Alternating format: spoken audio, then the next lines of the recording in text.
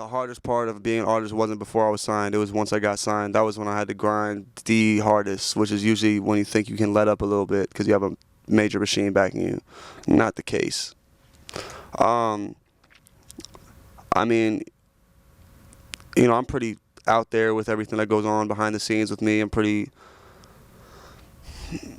personal. A lot of people know what's going on. A lot of people know my situations. But I mean, I can't even answer that question because I think the best thing I have coming out, or the best way to answer that question is this thing I have coming out. It's a documentary.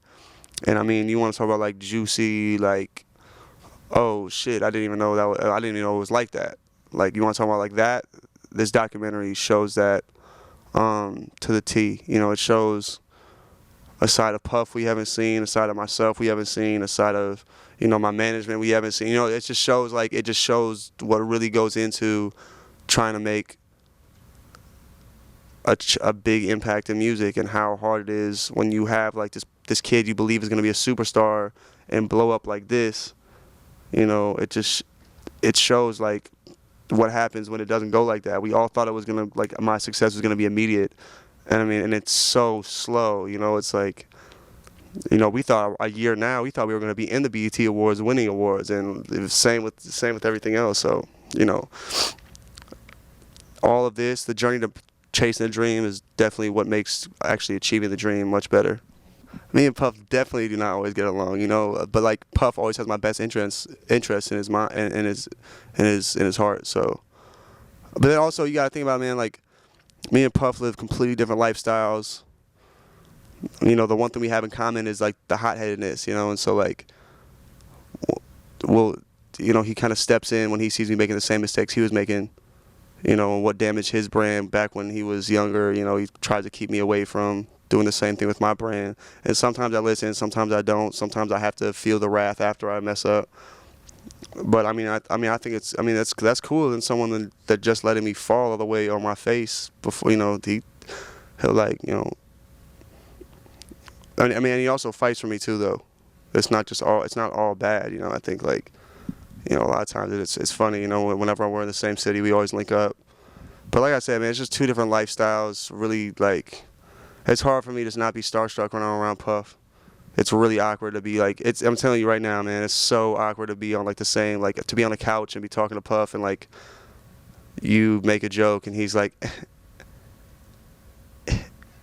you know, you're like, oh, that was so whack. Why did I say that? That was so corny. You know, like, everything is like everything. I analyze everything when I'm around him, because, you know, I'm still a fan of everybody that I meet. So I don't know how to not be starstruck, you know. I'm gonna have a song with Tech Nine and Twista, which is exactly what the fans wanted to hear. You know, like, that was a big collaboration for me.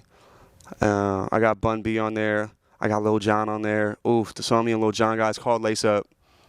I've never made a song called Lace Up. I was like, fuck it, we gotta do one. And when Lil Jon came in to the studio to do it, I was like, you're not getting on the song to be the anthem of my movement if you don't truly understand this. And we just sat there for about an hour, and I just ran through, you know, just countless amount of fan tattoos with Lace Up on them, showed him countless amount of show footage, countless amount of messages from fans, and he was just like, yo, this is real. Like, what? And to where the point where he was like, I gotta get on the song, and we did it, and it was like the real Lil Jon that you want to hear on it. And it's this, man, it's something that, like, we were like, should we take this to radio? And then we were like, nah, radio, we're doing understand. You know, it's something that, like, you know, the radio play, they would think it was about tying your shoes, but it's something like that my fans, when they hear it, they're gonna be like, oh my god. And it's a fun song. On my album, I didn't tell you one feature I had. It's a crazy feature. It's the first track on my album. The intro is actually, it's probably one of the greatest metal groups to ever do it, and one of the greatest lead vocalists I've ever heard in my life. And he's on there. Can't really say who it is because I want that to be like the surprise. I mean, some people, I'm sure it'll go over their head, like, what? But, you know, for those who, you know that world, they'll be like, yo, I can't believe that collaboration happened. Never met Eminem.